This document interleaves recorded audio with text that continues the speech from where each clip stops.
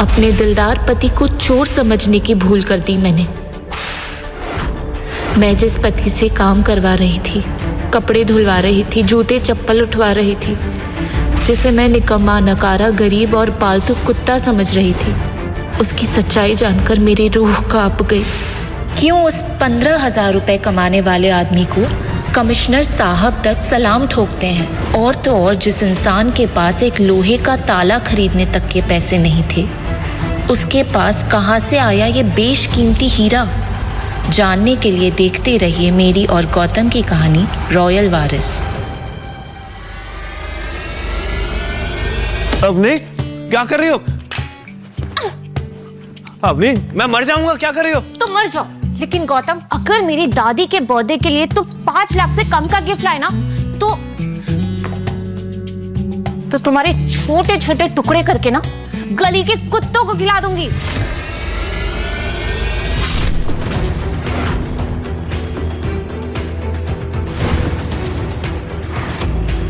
Thank God, आज तो बच गया। अवनी, तुम फिक्र मत करो, मैं ऐसा तोहफा लेके आऊंगी कि दादी क्या तुम्हारे भी होश उड़ जाएंगे। I promise. Exactly. और अगर ऐसा नहीं हुआ तो ऐसे ही होगा। बेटा। जोधपुर की करोड़पति business family Agrawal and sons की हेड गायत्री देवी का जन्मदिन मनाया जाने वाला था। शहर के बड़े बड़े रईस उस पार्टी में आने वाले थे, तो जायज है अवनी चाहती थी कि उनकी तरफ से उसकी दादी को दिया जाने वाला गिफ्ट बेशकीमती हो। लेकिन गायत्री देवी की पोती अवनी बहुत परेशान थी, क्योंकि उसके दादाजी ने उसकी शादी किसी अनजान वजह से इस बेहद गरीब लड़के गौतम से करवा दी थी। उसकी दादी वैसे ही उससे नीचा दिखाने का कोई मौका नहीं छोड़ती थी, इसलिए अवनी चाहती थी कि वो अपनी दादी साहब को एक महंगा गिफ्ट दे ताकि सबके सामने उसका औहदा बना रहे।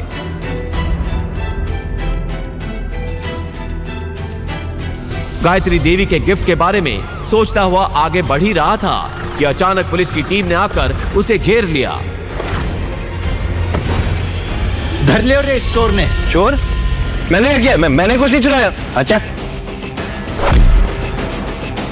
यही है इंस्पेक्टर साहब जो शोरूम के चक्कर लगा रहा था, इसी ने चोरी की है।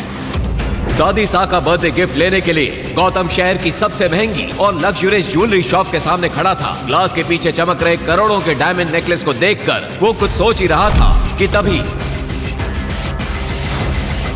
अबे ओ भिखारी की औलाद, क्या देख रहे हैं आप? यहाँ पे एक एक जेवर 5 लाख से शुरू होती है। तेरी औकात है क्या यहाँ पे? चल भाग यहाँ से। सिर्फ देख ही तो रहा हूँ, देखने के पैसे लगते हैं क्या? तेरी औकात है क्या देखने के? चल निकल। मैं तो सिर्फ सामने खड़ा था, मैंने कुछ नहीं चुराया। अच्छा, थाने चल, वहाँ के तेल बिगे डंडे हैं तो उससे खुद उगलवा लेंगे कि तूने चोरी कैसे की और इतनी सी देर में हार किसने दे आया। चल ले चलो इसे। इंस्पेक्टर साहब, आपको गलतफहमी हो रही है, मैंने कुछ नहीं चुराया। सर, गलतफहमी हो रही है आपको इंस्पेक्टर साहब, मैंने कुछ नहीं किया, मैंने कुछ नहीं चुराया। इंस्पेक्टर साहब, आप गलत समझ रहे हैं मुझे। पुलिस वाले गौतम को उठाकर थाने ले गए। अरे छोड़ो मुझे, छोड़ो, क्यों पकड़ा है मुझे तुम लोग? छोड़ो। आप गलती कर रहे हैं सर। जाके अंदर चुपचाप बैठ जा, वरना मार मार के अधमरा कर दूंगा। और सुन, उस कोने में मत बैठना, अभी तेरे जैसे एक चोर को इतना पीटा है कि साले का मुंह निकल गया है। इंस्पेक्टर साहब, आपको गलतफहमी हुई है, मैं कोई चोर नहीं हूँ, मैं अवनी अग्रवाल का पति हूँ। क्या? अच्छा, तो तू है अग्रवाल फैमिली का वो निठल्ला घर जमाई। अमीर बीवी को लुभाने के लिए चोरी कर रहा था। डालो इसे अंदर। सर प्लीज मेरी बात सुनिए, मैंने कुछ नहीं किया है। देखिए, आपको गलतफहमी हो रही है, मैंने कुछ नहीं किया है सर।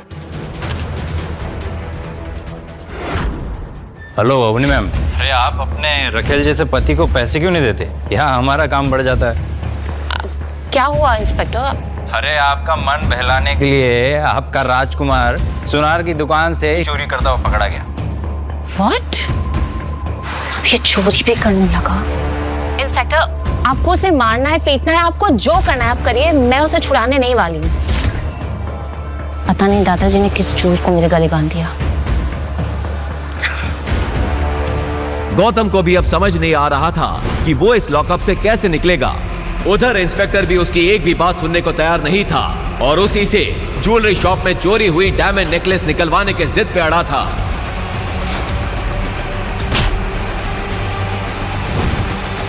चोरी करता है। इंस्पेक्टर एक मोटा डंडा लेकर गौतम को पीटने के लिए बढ़ा, तभी पीछे से एक कड़क आवाज आई।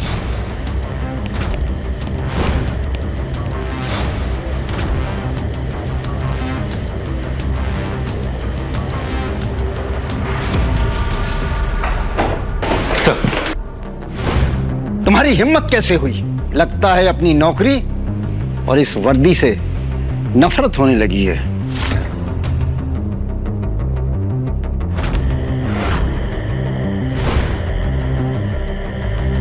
हुकुम, आपको यहां जो परेशानी हुई उसके लिए मैं आपसे माफी मांगता हूं। सर, ये आप क्या कर रहे हैं सर? ये अग्रवाल फैमिली का आवारा सा घर जमाई है। सर, ये मित्तल सेठ की दुकान से हीरे का नेकलेस चोरी करते हुए पकड़ा गया है। और तो और इसकी बीवी ने भी इसे छुड़ाने से मना कर दिया है। Shut up! चोर बेटा, अब तुम्हारा सस्पेंशन नहीं, सीधा टर्मिनेशन होगा। अरे जानते भी हो तुम ये किसको लेकर आए हो यहां पर?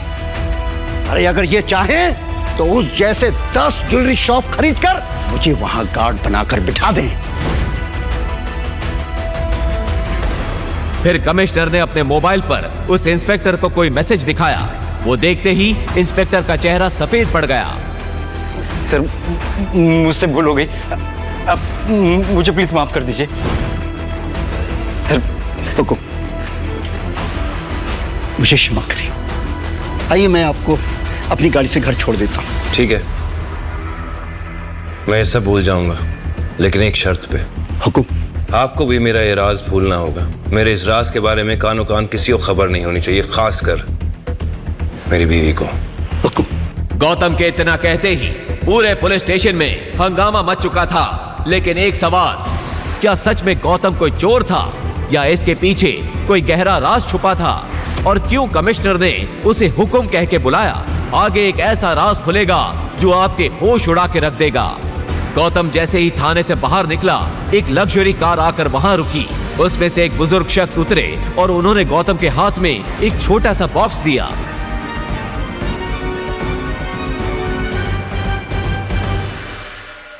गौतम जल्दी जल्दी अवनी की दादी सा गायत्री देवी के बर्थडे वेन्यू पर पहुंचा। अवनी ने उसे देखा तो चौंक पड़ी।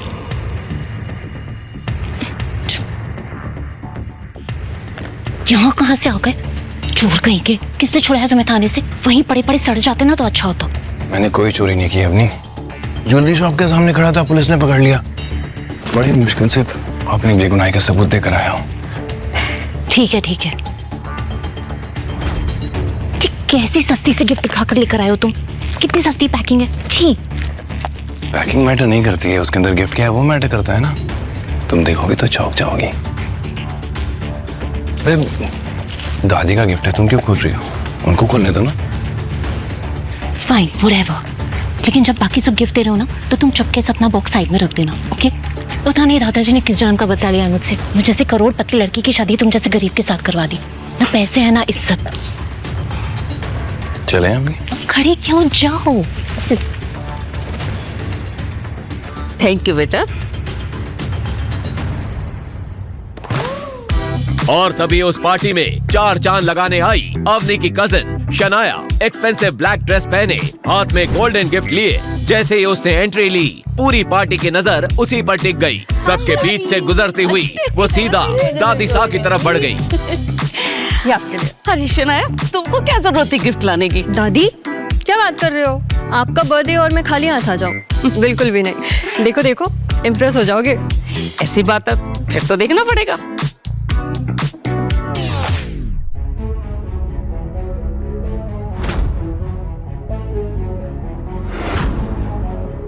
डायमंड पेंडेंट, इतना चमकीला हीरा अपनी 75 साल की उम्र में तो मैंने पहली बार देखा है।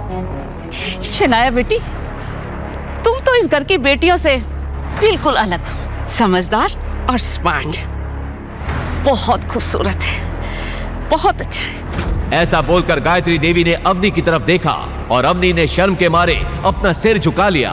ये डायमंड पेंडेंट तो काफी महंगा होगा। है ना शनाया? हाँ, पूरे 1.5 करोड़ का है। लगता है तुम्हें किसी ने उल्लू बनाया है। 5 लाख का पेंडेंट 1.5 करोड़ में बेच दिया। कुछ भी। और वैसे भी जो लोग खुद की जेब में 500 रुपए का नोट लेकर घूमते हैं ना, वो किसी और को लाखों करोड़ों का ज्ञान नहीं दिया करते। तू इस पार्टी को खराब करने आया, खुद तो निठल्ला है और डायमंड का दाम गलत बता के मेरी पोती को सबके सामने जलील करता है। दादी साहब, मुझ पे भरोसा नहीं है तो मिस्टर पारेख से पूछ लीजिए। वो तो राजस्थान के सबसे बड़े डायमंड मर्चेंट है ना। मिस्टर पारेख,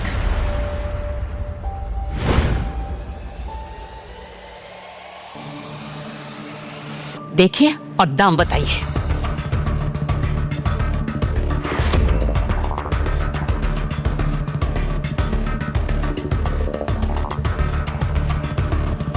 किसी ने नकली डायमंड को असली डायमंड की तरह तराशने की कोशिश की है।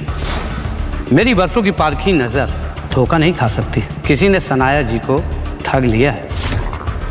अब किसी ने सनाया जी को ठगा है या फिर वो खुद बढ़ा चढ़ा के इसके पैसे बता रही हैं, ये तो शनाया जी ही जाने। सनाया जी, अब आप बताएंगे कि मैं बताऊं? अरे मिस्टर पारेख, मैं ही बता देता हूं।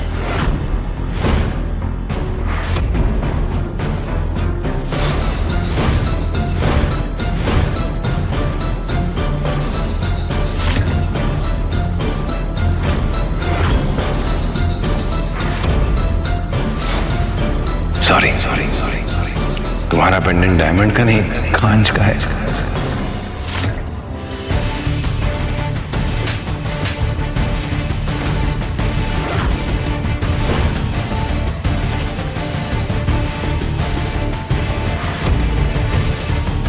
तेरी इतनी औकात कि मेरी पोती के लिए बोले? तो क्या गिफ्ट लेके आया निठल्ले, वो बताओ।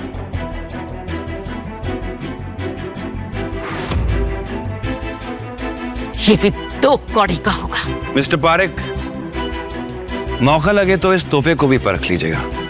आज से, बल्कि अभी से, मैं इस अग्रवाल खानदान से सारे नाते तोड़ता हूं। दादी साहब, थप्पड़ नहीं मारना चाहिए था।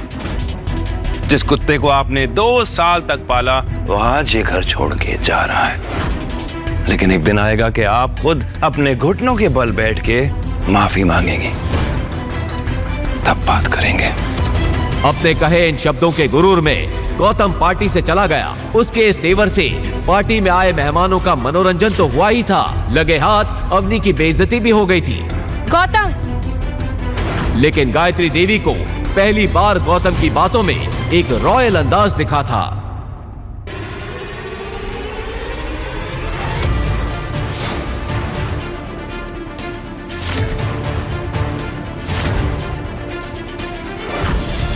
गौतम, अरे गौतम को रोको कोई, गौतम को रोको कोई। अवनी के लिए दिल में प्यार था, इसलिए गौतम ने उसे माफ कर दिया। लेकिन बाकी परिवार और दादी सा के लिए उसके दिल में गुस्से की चिंगारी अभी भी जल रही थी। अगले ही दिन अपने जख्मों को मुस्कान के पीछे छुपाए और अपनी खटारा साइकिल उठाकर गौतम अवनी के दोस्तों को लेने एयरपोर्ट चला गया।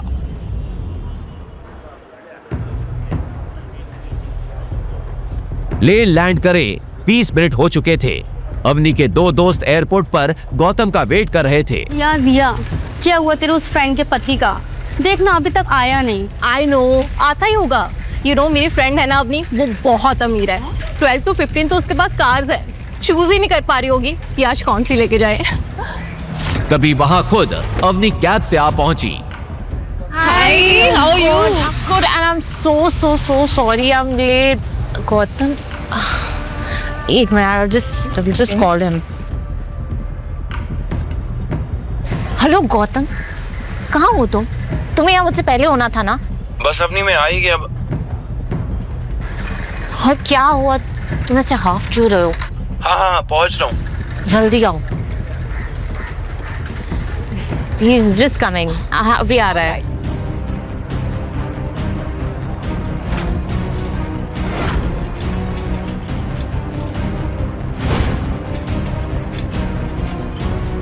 सॉरी, थोड़ा लेट हो गया। गौतम को देख रिया को तो यकीन ही नहीं हो रहा था कि कोई इंसान साइकिल पर किसी को लेने एयरपोर्ट कैसे आ सकता है, और अवनी तो शर्म से पानी पानी हो रही थी। छी अवनी, तेरा ये भिखारी पति अभी तक भिख मंगा है, हमें एयरपोर्ट पे लेने अपनी खटारा साइकिल पे आ गया। छी, ये अवनी का पति है। मुझे तो लगा कोई भिखारी है।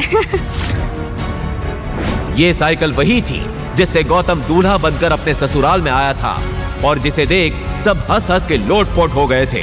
अवनी की कजन शनाया ने तो उसका बड़ा मजाक बनाया था। वाह, क्या बात है दीदी, तुम्हारा दूल्हा तो कमाल का है। दूसरों के दूल्हे कार से, हेलीकॉप्टर से एंट्री लेते हैं, तुम्हारा वाला तो मस्त साइकिल से आया है। अवनी, अभी भी समय है, भाग जा इस शादी से, वरना आज तो तेरी फैमिली तुझ पे हंस रही है। कल को ये पूरा शहर इस बात का मजाक उड़ाएगा कि इतनी खूबसूरत और करोड़पति पत्नी का पति एक भीख मंगा है।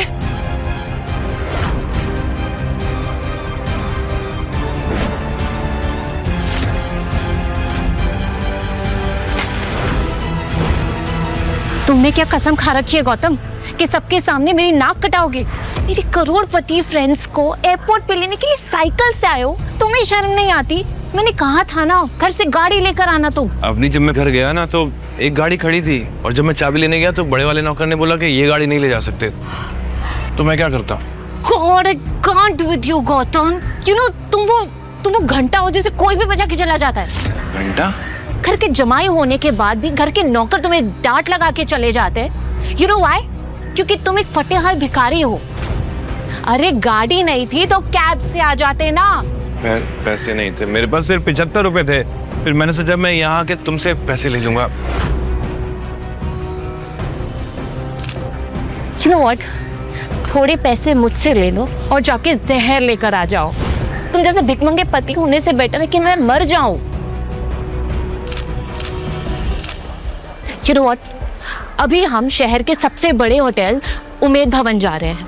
तुम वो सामान गाड़ी में रखोगे और फिर अपनी साइकिल से पीछे पीछे आओगे और वहां रूम में सामान रखवाओगे। यही तुम्हारी सजा है। अवनी की सहेलियों की हंसी और तानों के बीच गौतम ने बिना कुछ कहे सारा सामान गाड़ी की डिक्की में रखा और चुपचाप सिर झुकाए अवनी के सामने जाकर रुक गया। और तुम अपनी एक खटारा साइकिल लेकर हमारे पीछे पीछे आओ।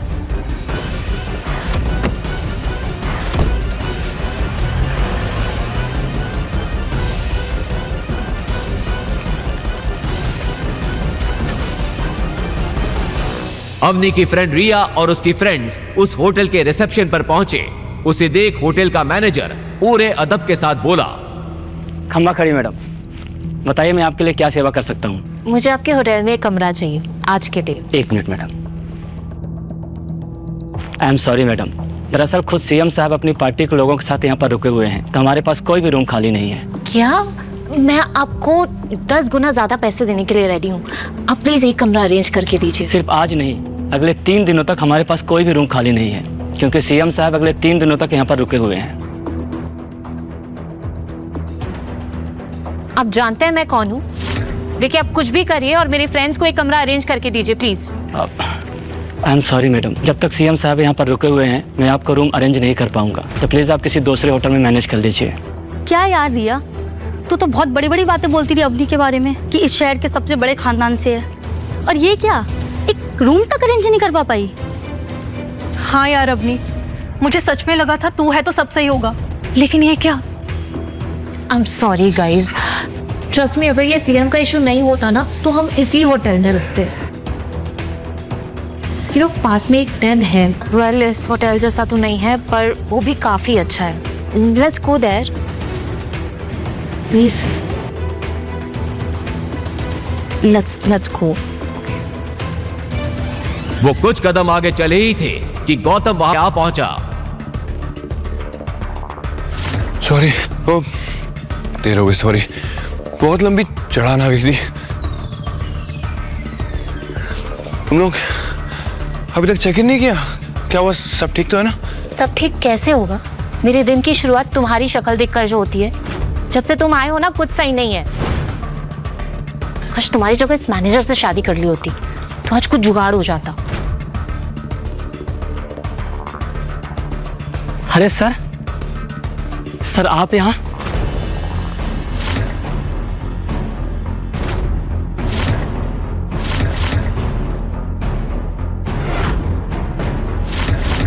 सर आप यहाँ हमारे गरीब खाने में? सर हम धन्य हो गए सर। सर हमारा सौभाग्य सर कि आप सर यहाँ पर आए। सर अब आप आ ही गए हैं तो मैं आपको अपने होटल का सबसे लग्जरियस रूम बुक कर देता हूँ। ये क्या बकवास है?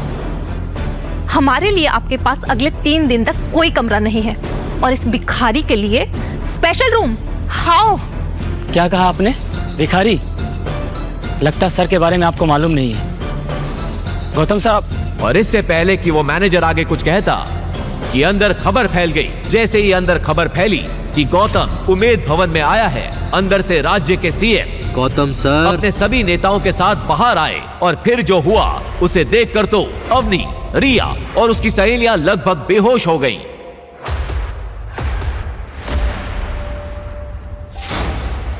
गौतम सर कैसे हैं सर आप? सर तो आखिरकार आपसे मुलाकात हो गई। सब सच कह रहे थे। आज मेरा और मेरी पार्टी का लकी डे है सर। इलेक्शन आ रहे हैं सर, आपकी कृपा दृष्टि हम पर बनाए रखिएगा सर। पूरे राज्य में सब एक ही बात कहते हैं सर, जिसके सर पर गौतम जी का हाथ है उसी की सरकार, उसी का विकास है। बस गौतम सर आपसे सहयोग की आवश्यकता है। अपनी इतनी खातिरदारी देखकर जहां गौतम अनकंफर्टेबल फील कर रहा था, वहीं दूसरी ओर अवनी और उसके दोस्त हैरान थे कि गौतम के आगे राज्य का चीफ मिनिस्टर और शहर के सबसे बड़े 5 स्टार होटल का मैनेजर हाथ जोड़े खड़े थे। तभी गौतम ने आंखों ही आंखों में उन दोनों को कोई इशारा किया। इशारा पाते ही सीएम की टोली अपने रास्ते निकल गई। उनके जाते ही गौतम सबसे हिचकिचाते हुए बोला, क्या चल रहा है इस होटल में? पता नहीं लोग मुझे कौन सा गौतम समझ रहे हैं। तभी तो मैं ये सोचूं कि गौतम जैसे भिखमंगे के साथ सीएम सर हाथ क्यों मिला रहे थे। जमाई जी, जमाई जी, जमाई जी। और तभी वहां भागती हुई अवनी की दादी गायत्री आ पहुंची। उनके हाथ में अब तक गौतम का दिया हुआ गिफ्ट था। जमाई जी हमें माफ कर दीजिए, हमसे बहुत बड़ी भूल हो गई। हमारे घर में हीरा था और हमने उसकी कदर नहीं की। जब तुम्हारा तोहफा देखा तब मुझे समझ में आया कि हम कितने बड़े बेवकूफ थे। अरे तुम्हारा तोहफा तो करोड़ों रुपयों के हीरे जवाहरात से भी ऊपर है। हमसे बहुत बड़ी भूल हो गई, हमें माफ कर दो। जवाई जी हमें माफ कर दो।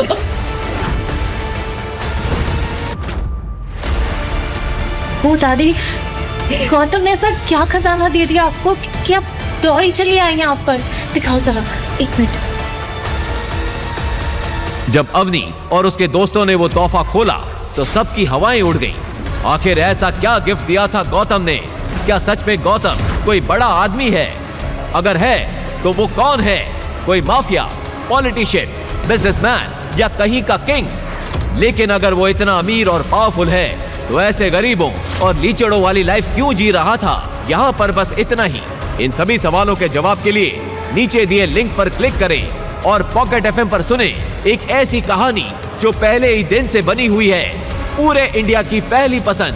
तो अभी डाउनलोड करें और सुने रॉयल वारिस। आगे की कहानी जानने के लिए देखिए अगला एपिसोड सिर्फ पॉकेट एफएम के यूट्यूब चैनल पर और रॉयल वारिस के सारे एपिसोड्स को सुनने के लिए डिस्क्रिप्शन में दी लिंक से डाउनलोड करें पॉकेट एफएम ऐप।